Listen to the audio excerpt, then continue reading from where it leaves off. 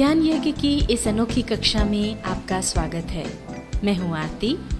चलिए शुरू करते हैं आज का अध्याय। टैली के इस अध्याय में अकाउंटिंग की जिन टर्मिनोलॉजीज के बारे में हम जानने वाले हैं उनमें शामिल हैं राजस्व यानी रेवेन्यू, आय यानी इनकम, छूट यानी डिस्काउंट, डूबत ऋण यानी बैड डेट्स, लेन देन यानी ट्रांजैक्शन और प्रमाणक यानी वाउचर। राजस्व यानी रेवेन्यू, गुड्स या सर्विस को मार्केट में सेल करने पर उससे जो प्राप्ति होती है वह रेवेन्यू कहलाती है। आय यानी इनकम, किसी भी माल या सर्विस को मार्केट में सेल करने पर उससे जो रेवेन्यू प्राप्त होता है उसमें से एक्सपेंसेस को घटाने के बाद जो राशि बचती है उसे आय या इनकम कहते हैं। यह दो प्रकार की हो सकती है, डायरेक्ट इनकम यानी प्रत्यक्ष आय और इनडायरेक्ट इनकम यानी अप्रत्यक्ष आय। डायरेक्ट इनकम वो इनकम है जो हमें मुख्य व्यवसाय से मिलती है। मान लीजिए हमारी सोप इंडस्ट्री है तो इससे प्राप्त होने वाली आय डायरेक्ट इनकम कहलाएगी। मुख्य व्यवसाय के अलावा जो इनकम हमारी होती है वह अप्रत्यक्ष आय या इनडायरेक्ट इनकम कहलाती है।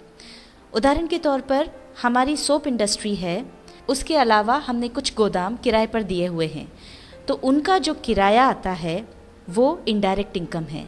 या हमने कुछ रुपया बाजार में उधार दिया हुआ है तो उसका जो ब्याज प्राप्त होगा वह हमारी इनडायरेक्ट इनकम होगी। बट्टा या छूट यानी डिस्काउंट, व्यापारी द्वारा अपने ग्राहकों को दी जाने वाली रियायत छूट या डिस्काउंट कहलाती है। यह बट्टा दो प्रकार का हो सकता है, व्यापारिक बट्टा यानी ट्रेड डिस्काउंट। व्यापारी माल बेचते समय ग्राहक को माल के मूल्य में कुछ कमी या बिल की राशि में जो कमी करता है वह व्यापारिक छूट कहलाती है। यह छूट ग्राहकों को अधिक माल खरीदने के लिए प्रेरित करने हेतु दी जाती है। यह छूट माल के विक्रय मूल्य में से कुछ निश्चित प्रतिशत के रूप में दी जाती है।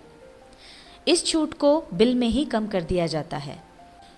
दूसरा है नकद बट्टा यानी कैश डिस्काउंट। व्यापारिक चलन के अनुसार प्रत्येक ग्राहक को एक निश्चित अवधि में भुगतान करने की सुविधा प्रदान की जाती है।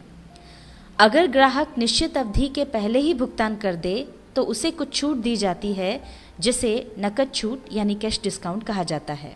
कैश डिस्काउंट के लालच में ग्राहक शीघ्र भुगतान करने के लिए प्रोत्साहित होता है। यह डिस्काउंट भी प्रतिशत के रूप में दिया जाता है। डूबत ऋण यानी बैड डेट्स, व्यापारी को उधार बेचे गए माल की पूरी रकम डेटर्स यानी देनदारों से प्राप्त हो जाए यह आवश्यक नहीं है। अतः इस उधार की रकम में से जो वसूल नहीं हो पाती है उसे व्यापारी का डूबत ऋण या बैड डेट्स कहते हैं।